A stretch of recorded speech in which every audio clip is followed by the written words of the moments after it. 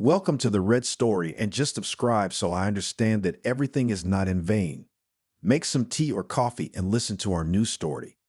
I first met my husband, Daniel, 10 years ago at my best friend Claire's wedding in Sonoma, California. I remember it vividly. Late afternoon sun, rows of vineyards, laughter drifting over tables set with white linen.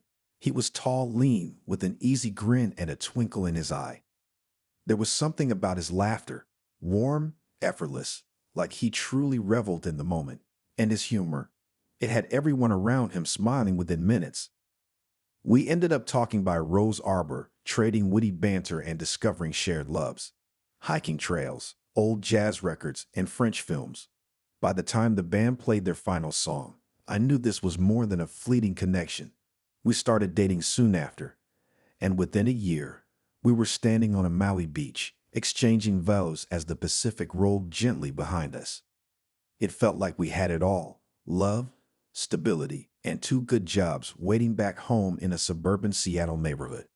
Life looked promising. We pooled our savings to buy a cozy craftsman-style house. It was painted a gentle gray with a cherry red door. Inside, hardwood floors and high ceilings gave us room to grow. After 2 years of blissful marriage, we welcomed our first child, Sam. He was a beautiful boy, but he was born with special needs.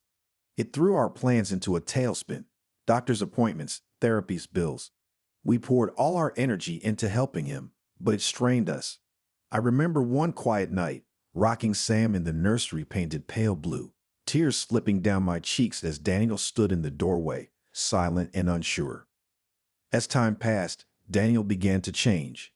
The easy humor I had fallen in love with disappeared. Where once he teased me affectionately, now he commented critically. "Are you wearing that old sweater again?" He'd say, frowning. Or, "Who are you chatting with these days? You're always on the phone." I'd snap back, defensive and hurt. "I'm talking to Claire, my best friend. Remember her?" He'd sigh, rub his temples. "Never mind," he'd mutter, retreating into his own world. He grew irritable, short-tempered. I suspected depression weighed on him, our son's condition, our mounting responsibilities.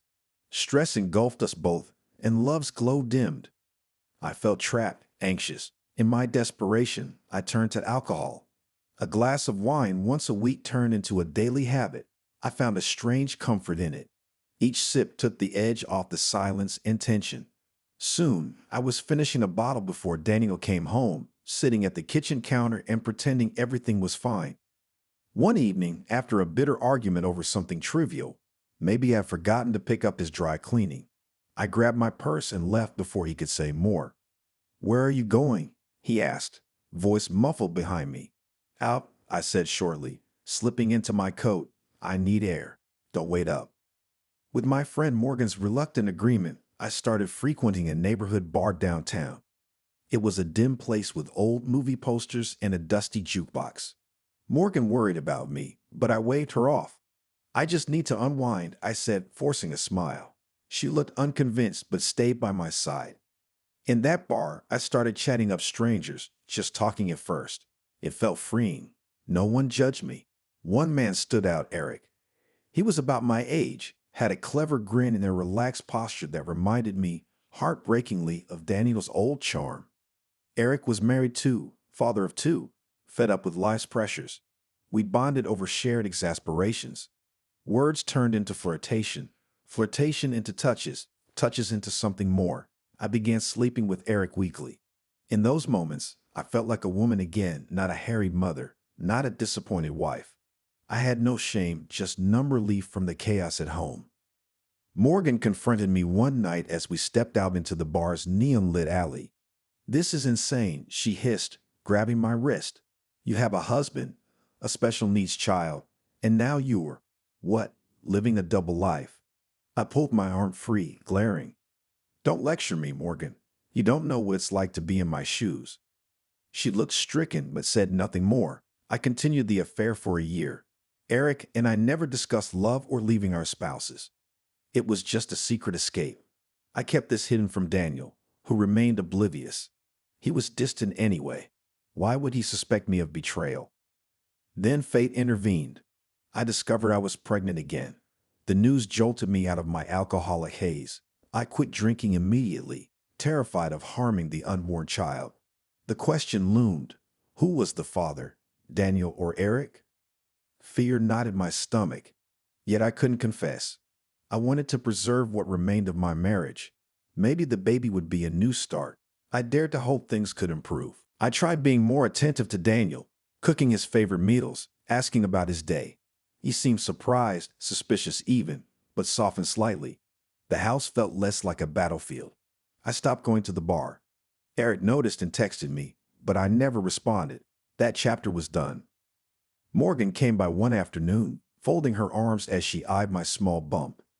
"Do you think you can really pretend this never happened?" she asked softly. I looked away, ashamed. I have to try. For Sam, for this baby, for us. Morgan sighed, then placed a hand on my shoulder. "Just be careful. Secrets have a way of surfacing." Over the next months, as my belly grew and I stayed sober, Daniel and I found a fragile peace. He still had moments of irritability, and I still felt pains of guilt, but we managed. The house was quieter. Our weekends passed without yelling. Sam smiled more, responding to the gentler atmosphere. One evening, after Sam was asleep, Daniel surprised me by telling a small joke about something silly, his old boss's toupee, I think. It was a weak joke, but I laughed, tears of relief prickling my eyes. That humor I cherished had resurfaced, if only briefly. We never addressed the darkness that had settled in our marriage. He never asked if there'd been someone else. I never volunteered the truth. The crisis that nearly broke us went unspoken, an ugly stain we pretended not to see. Maybe that's cowardice. Maybe it's survival. But I sensed we both wanted to move forward, not backward. Now, as I write this, I am heavily pregnant and hopeful. Life is no fairy tale, but the crisis seems to have passed. I regret my actions. I'm not proud of my betrayal or my dive into alcoholism. But I've emerged sober, more aware of my flaws and desperate to do better. Daniel and I are still together, expecting our second child, trying to recapture what was once pure and true between us. I know I'm at fault, and I've sworn never to repeat such mistakes. If anyone reading this judges me harshly, I understand. I judge myself too. Yet I share this story hoping someone might learn. Pressure and despair can lead us astray, but it's never too late to try to heal. I was unfaithful and selfish. I hurt my husband without him even knowing it. But now I choose to be faithful, to stay sober, to be a better partner and mother. Will it last? I can't say. Will the truth ever come out? I don't know. Right now, I focus on today. Today, we are together, and I'm committed to doing my best. Sometimes, that must be enough.